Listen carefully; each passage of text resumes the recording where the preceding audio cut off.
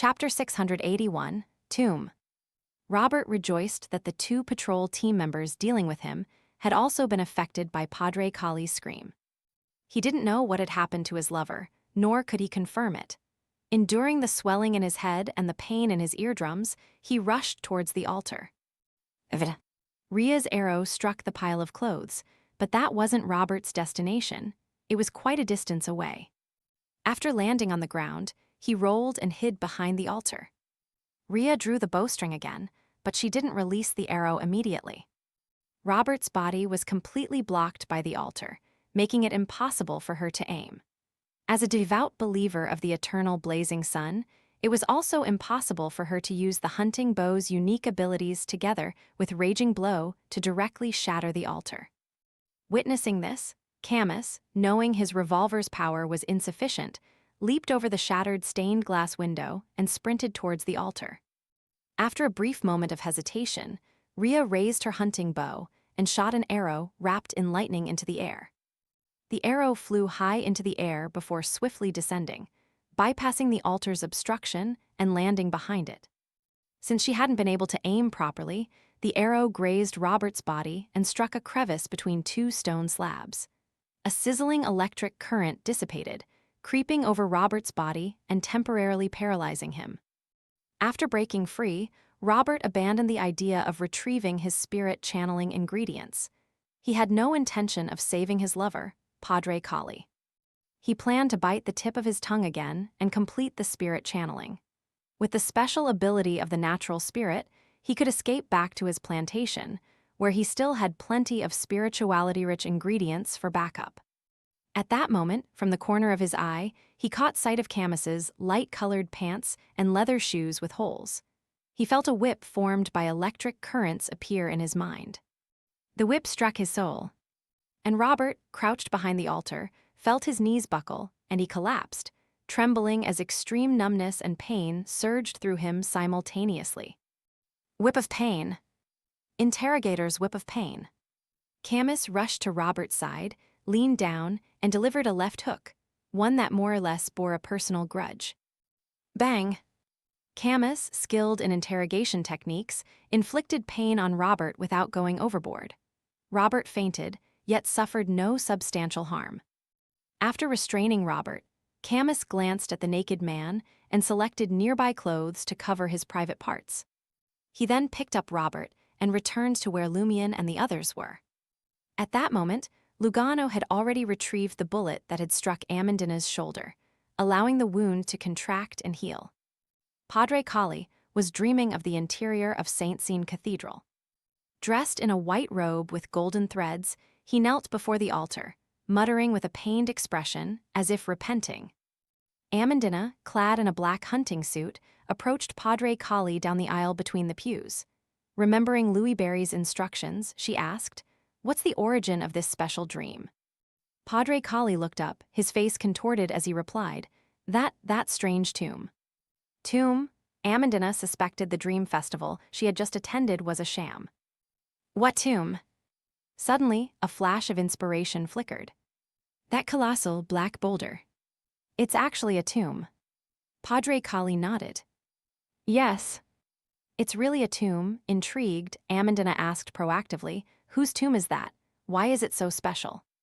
Padre Kali remained kneeling, shaking his head. I don't know. Even the gravekeepers don't know.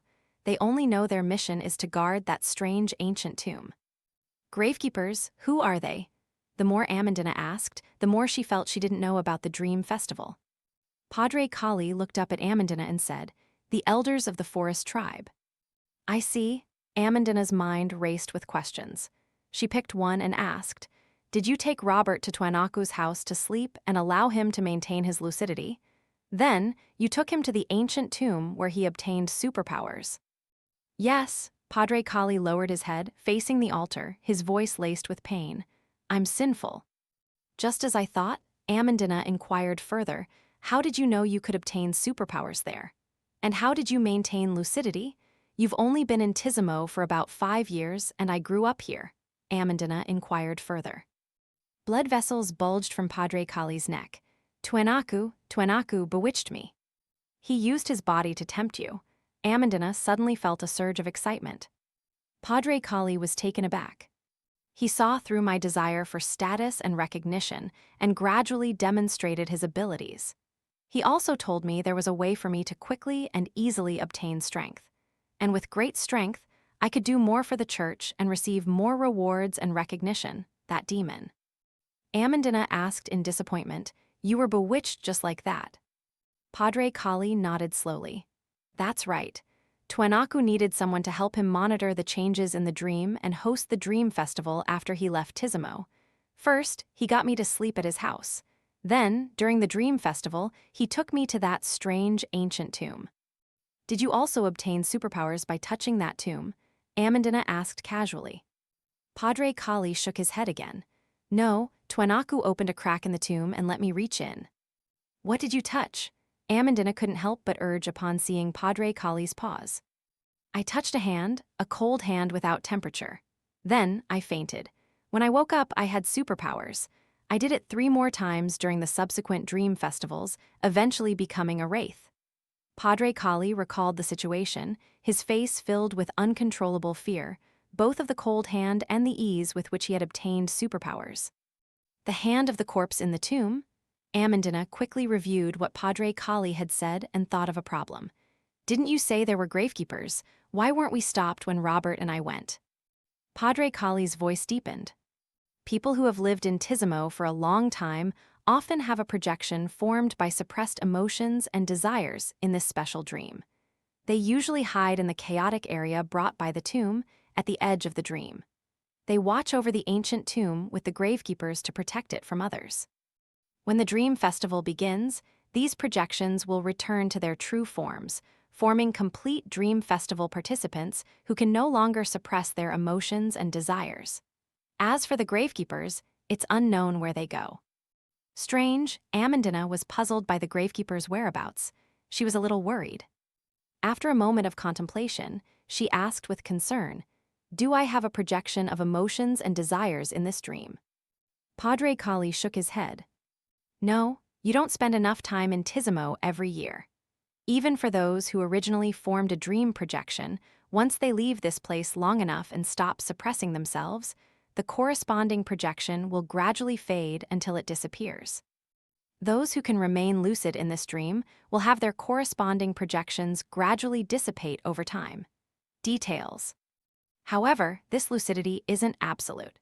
After the dream festival begins, everyone will have a tendency to flaunt their emotions and desires, including those who maintain their lucidity. However, they won't completely lose control like those who have fused with their dream self. They can continue restraining themselves like normal, their desires revealed in some details. Amandina recalled her performance during the 2 dream festivals and revealed a look of enlightenment. Initially, she believed that because this place was a dream, as long as no one died, it was equivalent to a game.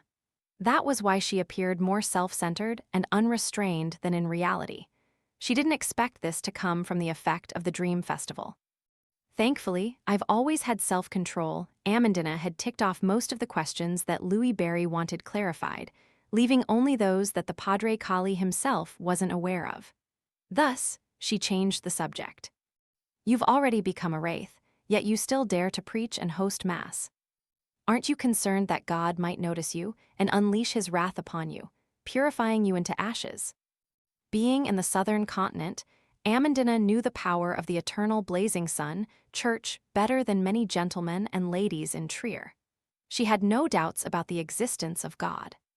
Moreover, over the past year, she had been diligently obtaining mysticism knowledge from Robert and the various sources she could come into contact with. She knew that the Rose School of Thought, the key characters of various terrifying rumors, was renowned for its numerous wraiths, and wraiths were most afraid of sunlight that came with purification. Padre Kali sighed and said, "I had such concerns, but Tuanaku told me he had a way to help me hide a wraith's power. Unless God watches this place personally, I won't be discovered." "What is it?" Amandina asked curiously.